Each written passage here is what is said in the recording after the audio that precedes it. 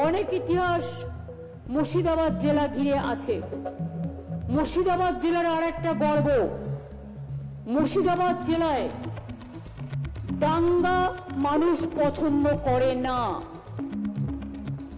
অনেক সময় আমরা অনেক বড় বড় দাঙ্গা দেখলেও মুর্শিদাবাদের মানুষ কিন্তু দাঙ্গার রাজনীতি করেন না। এমনকি 2006 সালে 6 ডিসেম্বর যে দিনটা আমরা সম্প্রীতি দিবস হিসেবে আজ 33 বছর ধরে পালন করে আসছি, মনে রাখবেন আমরা সবাই মিলে করি সর্বধর্মের মানুষকে নিয়ে। সেদিনও কিন্তু মুর্শিদাবাদে দাঙ্গা হয়নি।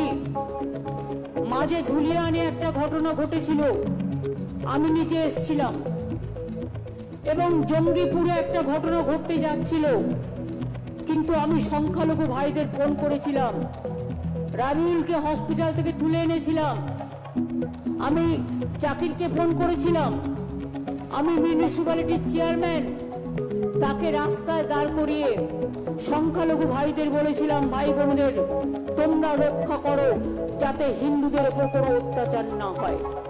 নিয়ম তো এটাই, মেজরিটি যারা আছেন তারা মাইনরিটিদের রক্ষা করবেন, আর যারা মাইনরিটি আছেন তারা মেজরিটিদের রক্ষা করবেন।